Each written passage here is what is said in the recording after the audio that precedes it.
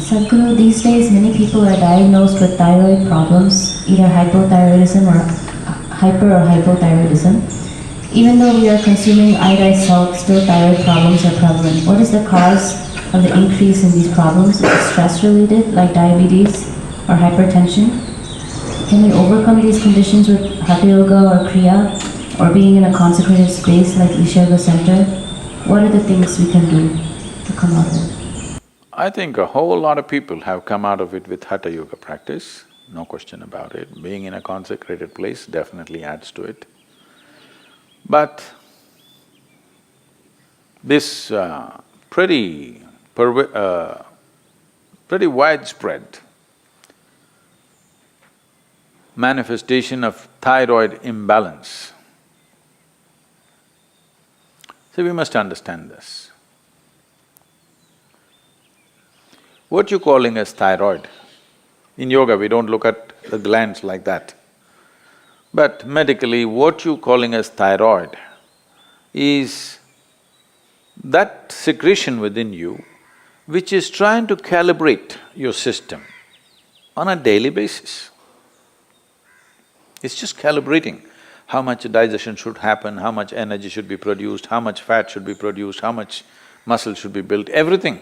It's trying to calibrate your physical structure. Your physical structure is very closely related to your psychological structure.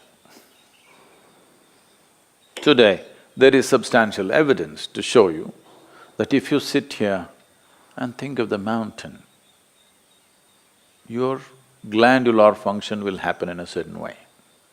If you think about a tiger, it'll happen another way. You think about an ocean, it'll happen another way. You think of a man or a woman, it'll happen another way. Just a thought, nothing. No contact with mountain, no contact with tiger, no contact with man, woman or ocean. Just a thought will fluctuate the glandular function.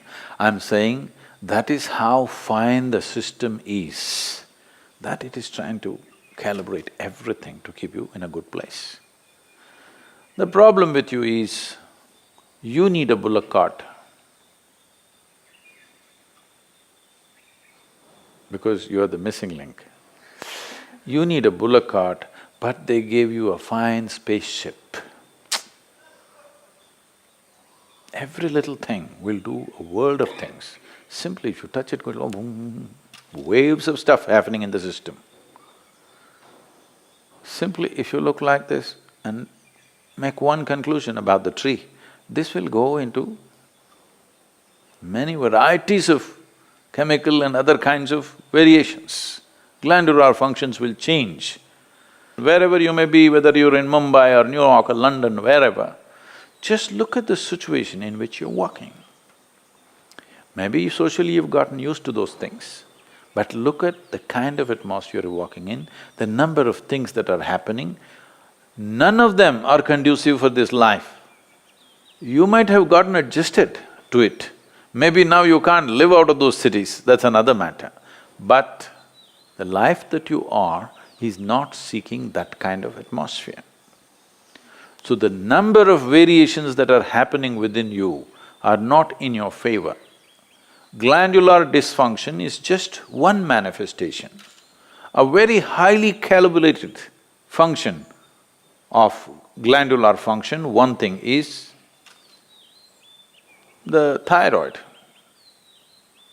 It's easily noticeable. The first thing, your physiological and psychological parameters get thrown off a bit simply because disturbance. And another dimension is what's the disturbance that's happening from within you, your own psychological patterns. Another dimension of disturbance is what kind of food is getting into you. There is no way you can eat anything today which is not chemically infested. If you're eating very organic food, it's little organic chemicals they're using. It's come to that place. It's very difficult to eat something that's just grown in the wild forest. You can pluck out something and eat. That's very, very little, not even a small percentage of people are capable of eating that anymore. It's all from the marketplace.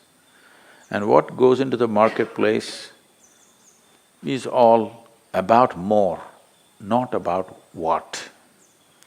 And also this, in this country, all these things are gone now, don't worry. My grandmother, every day the vegetable seller, they used to come home with a basket. Just then in the morning they would have plucked, by 7:38 they're at the doorstep. When they come, and she will look at this, when she wants to buy it, she won't allow the vegetable seller to touch the vegetables. They plucked and brought it. It's fresh, just now it's come off the plant. But if it has to go into the balance or if she has to choose 1, 2, 3, 4 like this, she won't let them touch it. You don't touch my vegetables. This is not to keep bacteria away. She doesn't want that woman or that man to touch the vegetables that her children and grandchildren will eat. She will touch it in a certain way. She will fondle it, she'll caress it, she'll look at it like this, and then she will cut it and make it. Don't think this is all funny.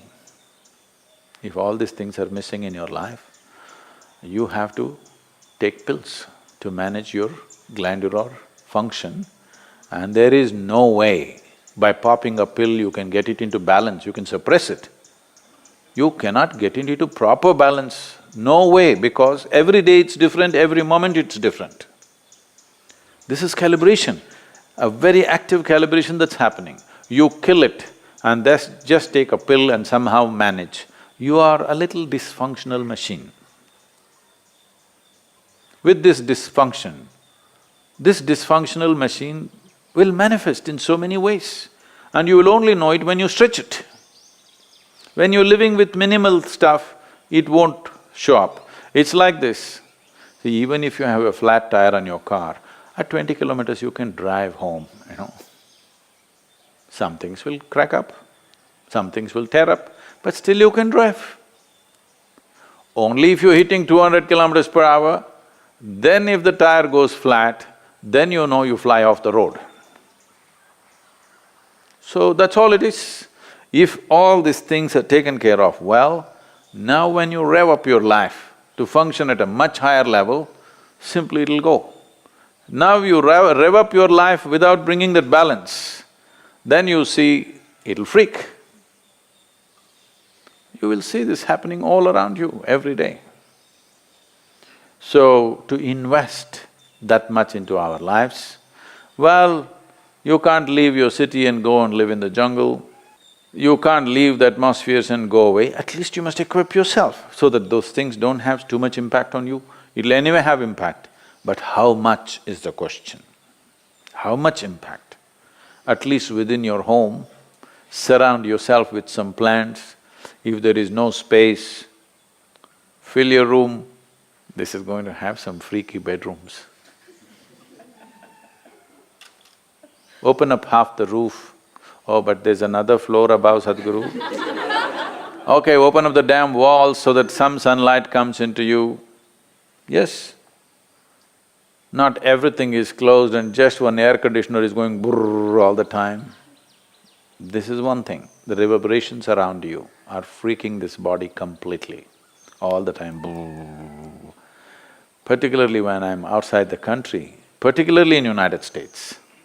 Even in Europe it's a little better. In United States, all the time something is buzzing, endlessly. When I come here, it's like, just still, which makes you alive. Everything is buzzing, you're like Most people are not conscious of it, but it's happening to them. The very fact that they're sleeping 8 hours a day is just that they are not living in their natural habitat. They are trying to protect themselves by sleeping. So, to protect yourself from disease, to protect yourself from mental illnesses, to protect yourself from all kinds of imbalances, you sleep 8, 10 hours a day. This is half your life, you're dead. Death is always a good fix. But that's not the fix we are looking for. We are looking for a life fix, not an end fix. If you end something, it is fixed, isn't it? Fixed or no? Fixed, but not the way we want. We want to be here, alive and be fully fixed. So if this has to happen, you can. I know you may look freaky, even I will think you're freaky. But you can bring some plant life into place where you sleep. When you walk, you must always be conscious of the life other than human life. Most people are not even conscious of the human beings, so I'm reminding you, you must be conscious of everything that is alive. A tree, a plant, a blade of grass, a grasshopper hopping, and the people that you don't like are passing by. All kinds of things. You must be alive to everything. Don't need to do any, oh, I love the tree. You don't have to love the tree. You have to be nourished by it. That's the only way to live. You like it or not, it's nourishing you right now. Consciously, if you do it, everything will work better. Something as simple as being alive to everything around you, indiscriminately, may regularize your thyroid problems. Of course, morning hatha yoga is there, kriyas are there, all these things will definitely help, and the consecrated, powerfully consecrated spaces are there. Many things. One of the main reasons is human beings are becoming less and less active as technology grows. In a day, on an average human being, how much activity, physical activity they used to perform in the past, previous generations of people, and how much physical activity all of us are performing right now is abysmally low. With such a low level of activity, keeping the balance in the system is difficult. So little imbalance, don't go to bed. If you feel little imbalanced, you must jump into activity. Wherever activity is happening with some vigor and joy, you must jump into that activity and do more and more of it if you're feeling sick. Really. Because the moment you go back, you're empowering that. Well, if you're very ill, that's a different thing. But otherwise, you must… we are talking about essentially glandular dysfunction of various kinds. Activity is a simple solution for everything.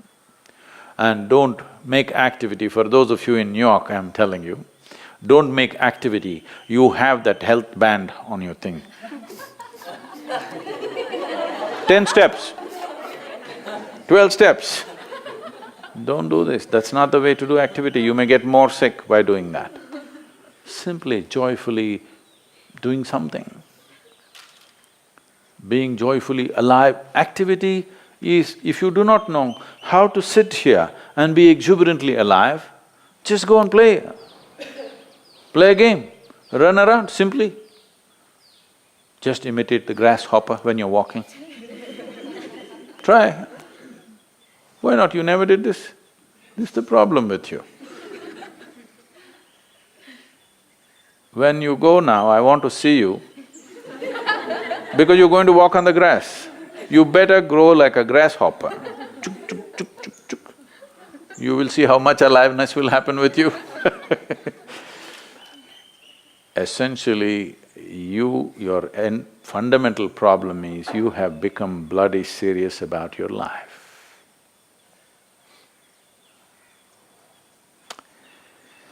So, we have to again remind you, you will die anyway. Don't be so serious about it because it'll get over in no time. You must loosen the grip. Now if you loosen the grip, that last scene can be different. Otherwise, people see you, that's a great thing that happened to you. You loosen the grip. Now itself if you loosen the grip, you will see life will happen wonderfully well for you.